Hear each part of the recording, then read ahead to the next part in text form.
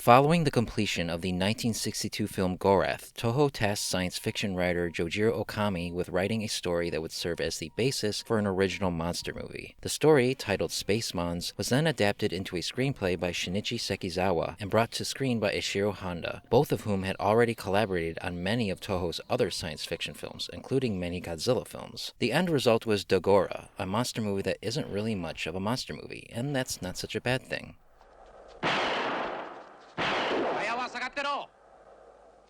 Just as a group of notorious thieves attempts a diamond heist, a carbon-hungry jellyfish-like creature from space descends upon Japan, consuming the diamonds and thwarting their plans. Also giving them trouble is good-natured detective Komai and investigator Mark Jackson, who together work to catch the criminals while at the same time the monster, named Dogora, proves invincible to conventional weaponry as it continues to devour the world's supply of carbon, causing mass panic and sending scientists scrambling for a way to stop it before it's too late.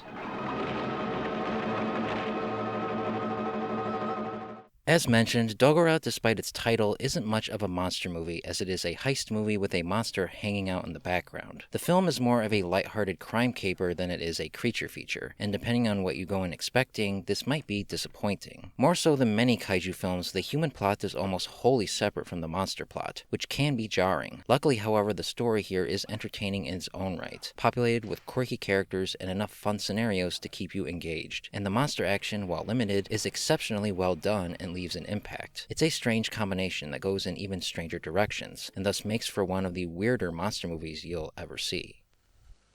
でも、なぜ怪物が岩のような結晶になるんですか？それはミツバチに関係がある。ミツバチ? A lot of this weirdness is due to the monster itself. Despite its limited screen time, Dogora is actually a really interesting monster in that, unlike so many of Toho's other kaiju, it is extremely alien, lacking in any semblance of personality or consciousness. With its green tentacles and ethereal presence, it feels like something straight out of Lovecraft, which adds a creepy otherworldly edge to its appearance. It certainly helps that the marionette puppetry used to bring it to life on screen is genuinely effective, and still holds up to this day. Somewhat less effective is the animation used for a brief but memorable scene where Dogora uproots a bridge, but this is offset by the sheer spectacle of the moment. It's easily the highlight of the film, especially if you've been waiting for the titular creature to finally do something.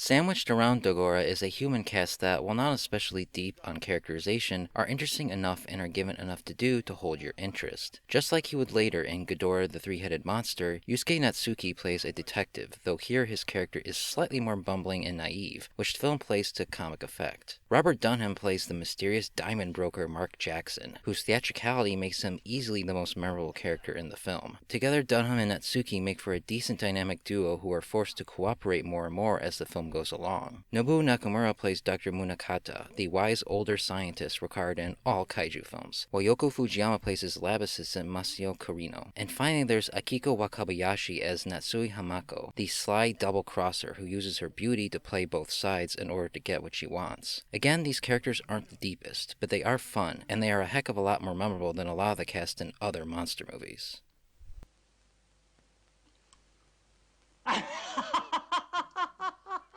Dogora is another strong showing from director Ishiro Honda, a feat all the more impressive when you realize the film was squeezed in between two Godzilla films. Like the best of his work, the plot runs at a nice pace that balances progression, spectacle, and character moments quite well. Eiji Tsuburaya's effects work is still top-notch, with scenes involving debris and particles being sucked into the air deserving particular admiration. Much like Dogora itself, these moments are so well done that they still impress decades later. Somewhat less impressive is composer Akira Ifukube's score. While it fits the tone of the film, it's fairly generic and oddly understated, lacking in the grandeur and sense of style he's usually known for, to the point where you barely even notice it.